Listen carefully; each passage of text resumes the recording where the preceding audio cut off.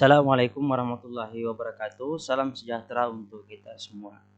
Nah, kembali lagi bersama kami. Pada kesempatan kali ini kita akan melanjutkan pembahasan secara singkat materi fisika dasar. Nah, pada kesempatan kali ini kita akan bahas tentang gravitasi. Ya, misalnya seperti ini.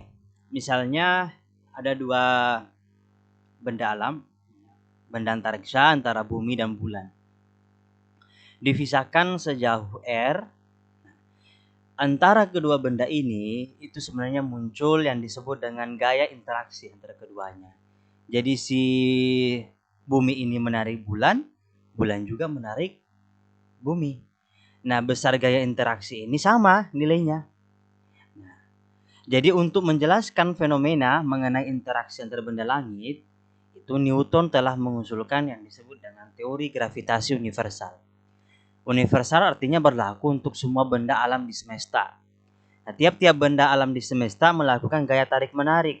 Besarnya gaya itu berbanding lurus dengan massa keduanya, ya, perkalian massa kedua benda, dan berbanding terbalik dengan kuadrat jarak kedua benda tersebut.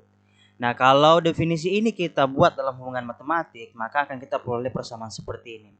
F itu sama dengan M1 kali M2 per R kuadrat dikalikan dengan sebuah konstanta, ya.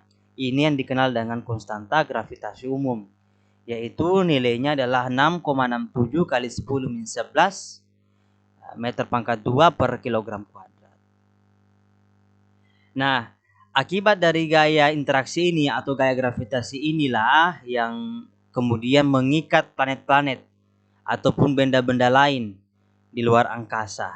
Sehingga meskipun benda-benda langit itu bergerak, maka tetap bisa berada pada keseimbangannya. Andai kata tidak ada gaya gravitasi, kita tidak tahu apa yang terjadi dengan bulan, bumi, dan lain sebagainya. Kemudian kita lanjut ke materi tentang gaya tanpa sentuh. Gaya tanpa sentuhan. Misalnya ini ada bumi. Bumi ini kita ambil sebagai titik acuan di luar angkasa. Ini adalah titik 0,0. Maka vektor posisi bumi pusatnya, ya, adalah R1. Kemudian kita punya sebuah satelit di sini. Nah, vektor posisi satelit itu adalah R2. Nah, vektor posisi antara bumi dengan satelit itu adalah R21, ya, R21 yang ini. Nah, akibat dari gaya gravitasi, M1 kan lebih besar, ya, jauh lebih besar dibandingkan dengan yang ini, benda ini, satelit ini misalnya. Jadi si benda ini akan mengalami yang namanya gaya gravitasi. Nah, gaya gravitasi ini muncul karena bumi ini memiliki medan gravitasi. Ya, medan gravitasi. Nah, jadi arah medan itu masuk ke dalam. Setiap benda menghasilkan medan gravitasi pada seluruh ruang di sekitarnya, termasuk bumi. Tarikan gravitasi bumi pada bulan atau satelit dapat dipandang sebagai interaksi antara medan gravitasi bumi di lokasi bulan dengan massa bulan. Jadi kuat medan gravitasi benda yang bermassa M1 ini berada pada posisi R1, ya, pada posisi R2 jadi berada pada posisi R1 dari acuan. Nah, sedangkan si benda ini berada pada posisi R2, berarti vektor posisinya adalah R21, besarnya medan gravitasinya itu adalah minus G M1 per R21 pangkat 2 vektor satuan. Nah, vektor satuan. Ini vektor, ya, karena dia kan ada arahnya.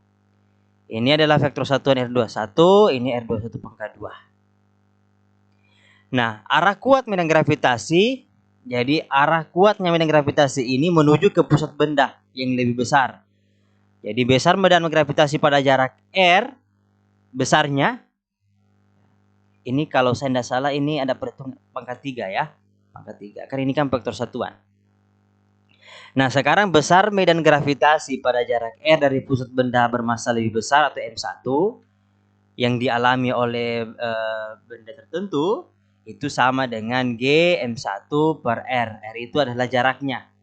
Besar jarak, M1 adalah massa benda yang lebih besar. Atau kalau kita tulis dalam bentuk vektor, gaya interaksi tidak lain adalah kuat medan gravitasi dikalikan dengan massa benda yang lebih kecil. Jadi gaya interaksi yang dialami oleh benda yang lebih kecil akibat benda yang lebih besar itu sama dengan kuat medan gravitasi yang dihasilkan oleh benda yang lebih besar dikalikan dengan massa benda yang lebih kecil.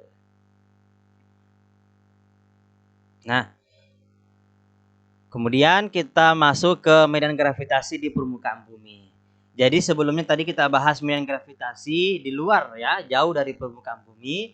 Nah, sekarang kita akan bahas bagaimana dengan medan gravitasi di permukaan bumi. Misalnya begini nih,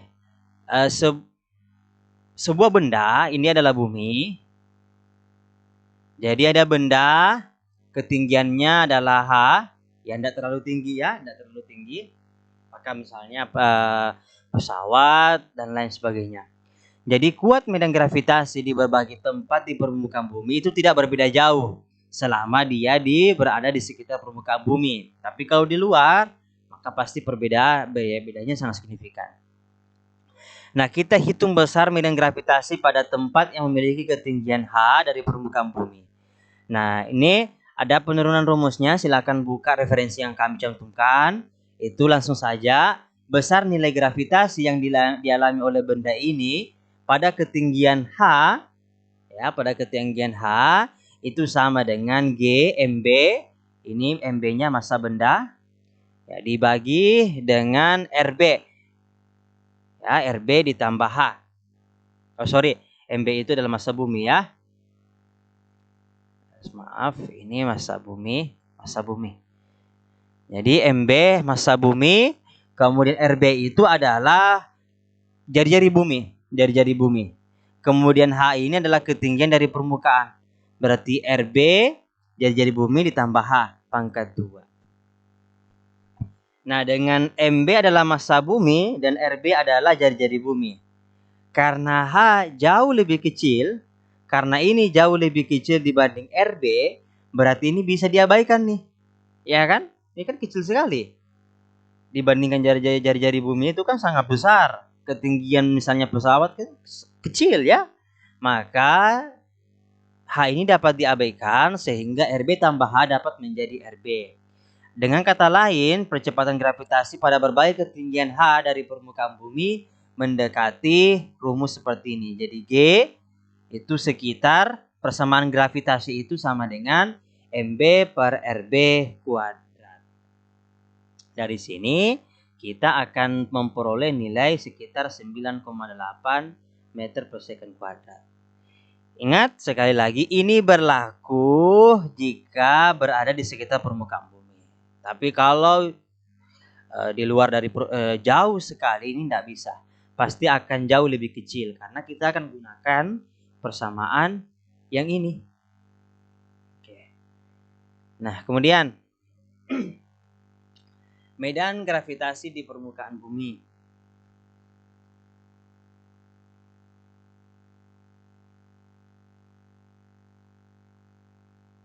Ini tadi, ini apa bedanya ya? Oh, sorry, medan gravitasi di dalam bumi.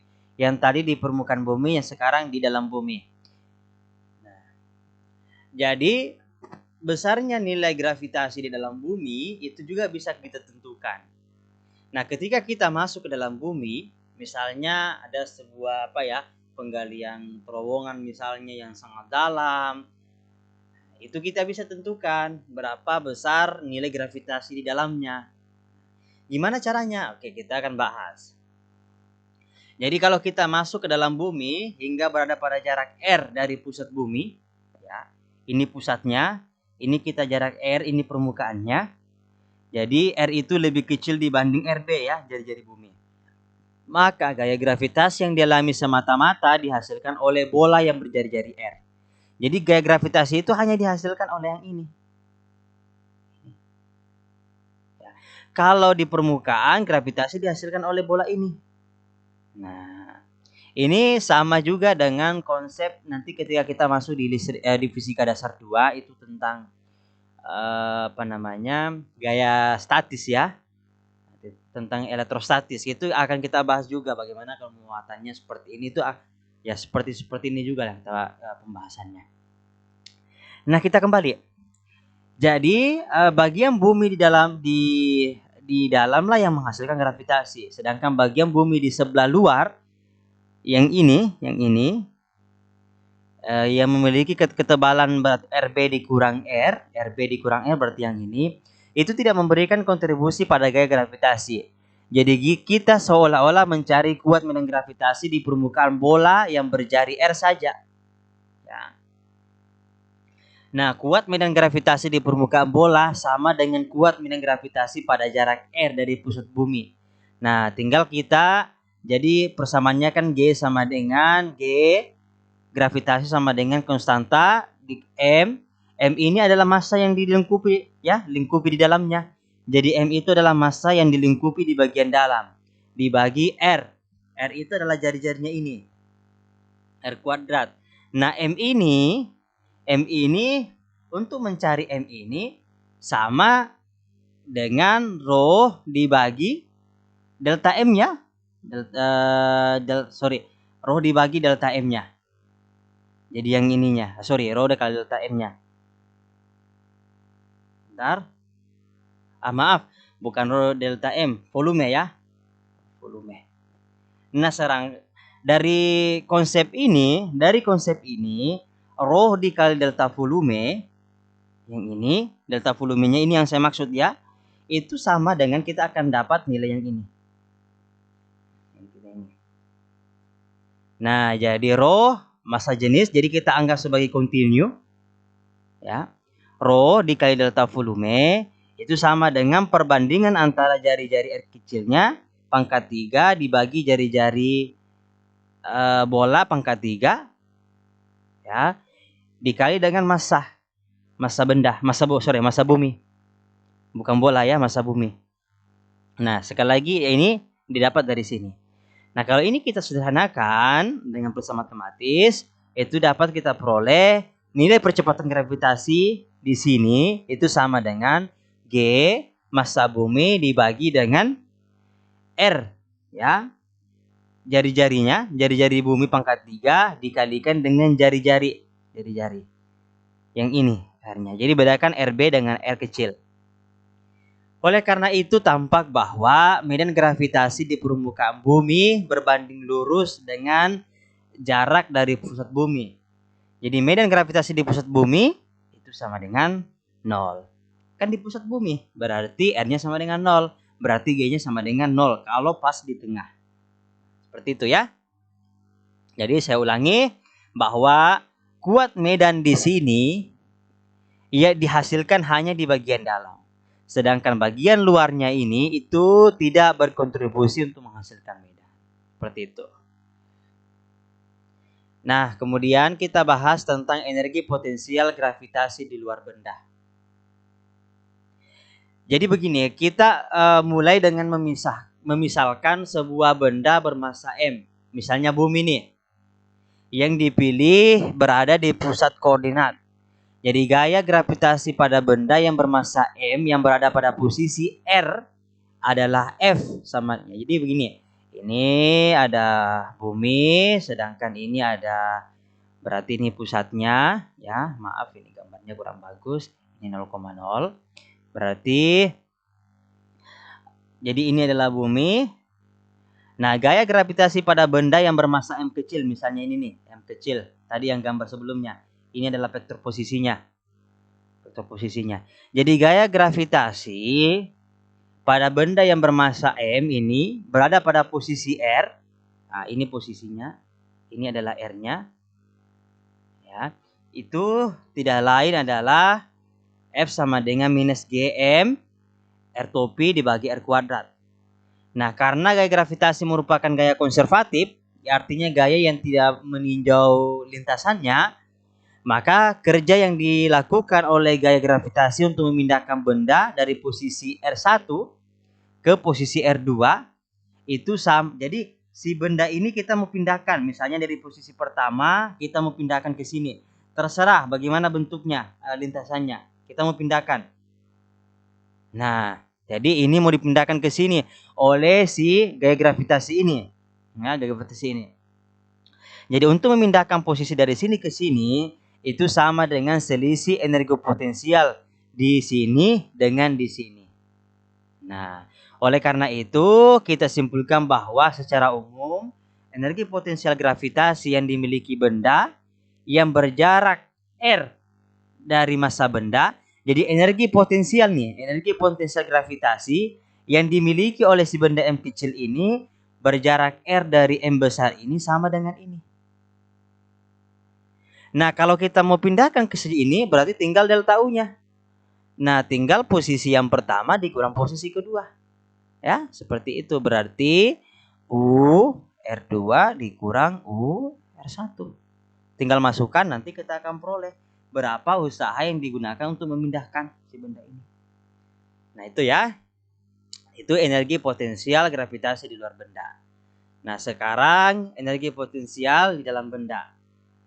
Secara umum, energi potensial gravitasi yang dimiliki benda M yang berjarak R dari benda bermassa M, di mana lokasi benda M berada di dalam benda M. Nah, misalnya tadi nih. Ya. Ini ada M besar. Jadi, kemudian ada M kecil. M kecil berada di dalam L, anggap ini adalah posisi pertama, ya. Sedangkan ini posisi kedua misalnya mau dipindahkan. Nah, energi potensial yang dimiliki oleh benda ini pada posisinya, yang ini adalah R-nya ya, jari-jarinya. Energinya yang dimiliki oleh benda ini itu sama dengan 1/2. Ini langsung saja saya kasih persamaannya. Kalau mau mempelajari penurunan soalnya, penurunan rumusnya itu bisa mencari referensi yang kita cantumkan. Jadi energi potensialnya itu sama dengan 1/2 G M besar, massa yang lebih besar ini dikalikan dengan M kecil, massa ini dibagi dengan jari-jari si yang besar ini. Nah, jari-jari yang besar ini kemudian dikalikan dengan R ya, R pangkat 2. Jari-jari si benda kecil ini. Nah, ditambahkan dengan sebuah konstanta. Dengan persamaan matematis, dengan menggunakan rumus-rumus yang ada, itu silahkan dibuka referensinya. Itu kita bisa mencari nilai konstanta C. Konstanta C itu adalah minus 3/2 G M besar dikali M kecil per R. Nah, dengan C ini kita masukkan ke sini, nanti akan kita temukan bentuk umum dari energi potensial di dalam benda. Itu menjadi 1/2 G M besar dikali M kecil per R3. Ya, jari-jari besarnya pangkat 3 dikali jari-jari kecil pangkat 2 dikurangi 3/2 G M besar kali M kecil dibagi dengan R besar. Atau kalau mau sederhanakan bisa juga menjadi G M besar M kecil dibagi R dikali dengan 1/2 R kuadrat ya dikurang 3/2. Bisa juga seperti ini. Nah, itu ya. Sekarang kita lanjut ke energi mekanik benda dalam orbit. Misalnya ini ada bumi dengan massa M, ada bulan dengan massa M kecil, jaraknya adalah R, si bumi ini bergerak dengan kecepatan V. Nah, sekarang kita cari berapa energi mekanik benda ini yang sedang melakukan orbit. Jadi gaya gravitasi pada benda ini itu berbanding terbalik dengan jarak dari benda penghasil medan. Ya. Jadi misalkan sebuah benda M yang ini bergerak mengitari benda M besar pada orbit lingkaran memiliki jari-jari R. Jadi energi mekanik benda M yang sedang mengorbit benda M besar adalah jumlah energi kinetiknya ditambahkan dengan energi potensialnya. Energi kinetiknya itu kan 1/2 mv kuadrat. Sedangkan energi potensialnya adalah minus G M besar kali M kecil dikali dengan R. Ya, ini R-nya. Nah, ungkapan energi mekanik benda yang sedang berada di dalam orbit itu kemudian kalau persamaan ini kita selesaikan, itu akan kita peroleh persamaan yang ini. Persamaan yang ini. Nah, bagaimana caranya? Sebenarnya ini ada keterkaitan dengan gaya sentripetal dengan gaya gravitasi, ya. Jadi kita cari berapa nilainya V. Ini kan 1/2 mv kuadrat. Sedangkan ini kan G M besar M kecil per R kuadrat. Kita cari dapat nilai V, masukkan nilai V ke sini, nanti akan kita peroleh persamaan energi mekanik seperti ini. Ya, 1/2 G M besar kali M kecil dibagi dengan R.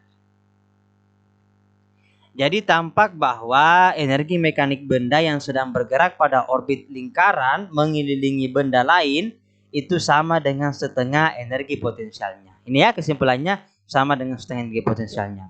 Tetapi karena kedua energi tersebut bertanda negatif, maka energi mekanik lebih besar daripada energi potensial. Jelas sekali ya. Oke, kemudian. Nah, sekarang kita lanjut di hukum Kepler untuk gerak planet. Masih ingat sebenarnya di pelajaran-pelajaran SMP itu kita sudah mempelajari ada 3 hukum Kepler ya, ada 3 hukum Kepler. Hukum Kepler ini sangat penting untuk melihat bagaimana pergerakan sebuah benda langit yang mengorbit benda langit besar lainnya. Misalnya bumi yang sudah mengorbit matahari. Sebagai contoh misalnya ini ada matahari, ini ada planet bumi. Nah, pergerakannya itu sebenarnya bentuknya itu tidak sepenuhnya lingkaran, tapi elips. Nah, untuk menjelaskan gerakannya ini itu sangat jelas menurut Kepler. Nah, yang pertama, hukum Kepler pertama mengatakan bahwa setiap planet bergerak mengelilingi matahari dalam lintasan berbentuk elips dan matahari terletak pada salah satu titik fokus elips. Elips memiliki 2 titik fokus. Ya, ini kan titik fokus pertama, ini titik fokus kedua. Jadi bentuknya adalah elips. Ini ya, bentuk gerakan planet. Itu hukum Kepler pertama. Sekarang hukum Kepler kedua.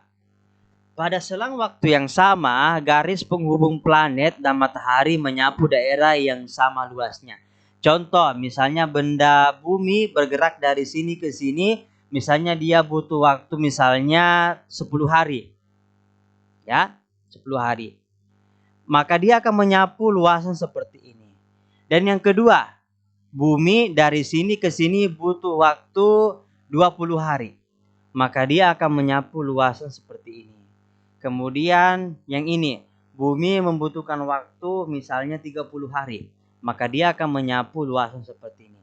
Luasan 1, luasan 2, luasan 3 yang ditempuh ya, yang ditempuh. Oh, sorry, maaf saya keliru. Waktunya beda. Bumi ya dari sini ke sini ya membutuhkan waktu 10 hari misalnya. Ini bentuk lintasannya seperti ini. Kemudian bumi dari sini ke sini butuh waktu yang sama 10 hari. Nah, coba lihat agak lebih jauh ya, agak lebih jauh. Tetapi waktunya sama. Dia menyapu luasan seperti ini. Kemudian bumi dari sini ke sini sama 10 hari juga, lebih jauh lagi ya jarak yang ditempuh. Tetapi dia menyapu luasan seperti ini. Nah, dalam jangka waktu yang sama 10 hari tadi itu, meskipun beda jarak yang ditempuh, tetapi luasannya pasti sama. Ya, itulah yang disebut dengan hukum Kepler kedua. Oleh karena itu, ketika bumi berada pada posisi paling jauh, maka pergerakannya akan sangat lambat. Ya, akan sangat lambat sehingga dia menempuh jarak yang relatif pendek. Sedangkan ketika dia berada pada posisi paling dekat, kecepatannya akan membesar. Ya, kecepatan bumi akan membesar. Nah, makanya dia akan menempuh jarak yang jauh pada rentang waktu yang sama. Seperti itu. Sekarang hukum ketiga Kepler. Perbandingan kuadrat periode revolusi ya planet mengelilingi matahari dengan pangkat 3 jarak rata-rata planet ke matahari itu selalu sama. Jadi R pangkat, jadi perbandingan kuadrat periode, jadi T pangkat 2 dibagi dengan R. R itu adalah jarak rata-rata planet ke matahari. R pangkat 3 itu selalu konstan dimanapun itu berada. Ya, seperti itu. Nah, di sini ada penjelasannya ya mengenai pembuktian hukum 2 Kepler.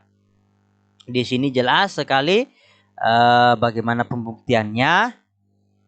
Silahkan teman-teman, ini pengayaan saja, silahkan dipelajari, dipahami, ini sederhana sekali ya. Sederhana sekali, silahkan dipelajari. Nah, nanti di sini ada kesimpulannya bahwa karena L konstan untuk tiap planet, maka persamaan ini menyatakan bahwa untuk satu planet, luas daerah yang disapu berbanding lurus dengan selang waktu. Dengan perkataan lain, pada selang waktu yang sama, luas daerah yang disapu garis hubung planet dengan matahari selalu sama. Ini merupakan ungkapan hukum kedua Kepler. Ini penjelasannya. Sekarang hukum ketiga Kepler, tentu saja dengan menggunakan persamaan gravitasi Newton dan persamaan gaya sentripetal, itu kita akan mendapatkan hubungan antara kecepatan dengan persamaan ini. Jadi kecepatan kuadrat sama dengan konstanta dikali M besar dibagi dengan R jaraknya. Ini dengan menggunakan hukum gaya gravitasi Newton dengan gaya sentripetal kita dapat persamaan ini. Dengan asumsi lintasan yang mendekati lingkaran, maka laju revolusi planet memenuhi persamaan V sama dengan 2πr per T. Ini jelas ya, ini persamaan umum saja. Maka persamaan Gm per R dapat kita samakan dengan persamaan 2πr per T. Berarti Gm dibagi R sama dengan 2πr per T pangkat 2. Nah, kalau persamaan ini kita buat, ya sederhanakan, maka akan kita peroleh T pangkat 2 dibagi R pangkat 3 itu sama dengan 4V pangkat 2 per Gm. Coba perhatikan, 4V kuadrat, 4 konstanta, V konstanta, G konstanta, M juga itu konstan, ya, M konstan, M besar. Makanya T pangkat 2 per R pangkat 3 itu akan selalu konstan, akan selalu sama. Nah, inilah yang sesuai dengan hukum Kepler. Nah, demikianlah teman-teman sekalian penjelasan mengenai gravitasi dan hukum Kepler. Nah, ini saya jelaskan secara singkat saja. Jika teman-teman ingin mendapatkan penjelasan yang lebih rinci, itu bisa membuka referensi-referensi yang kami cantumkan, atau mungkin bisa saja membuka atau mencari referensi-referensi lain. Demikian dari kami. Jika ada kekurangan dalam penjelasan kami, mohon maaf. Silakan klik tombol like dan share jika teman-teman suka dengan video ini. Kemudian silakan berikan komentar, saran dan kritik ya. Kemudian jika tidak ingin ketinggalan video selanjutnya dari kami, silakan klik tombol subscribe dan nyalakan lonceng notifikasinya. Demikian, wassalamualaikum warahmatullahi wabarakatuh dan sampai jumpa pada video selanjutnya.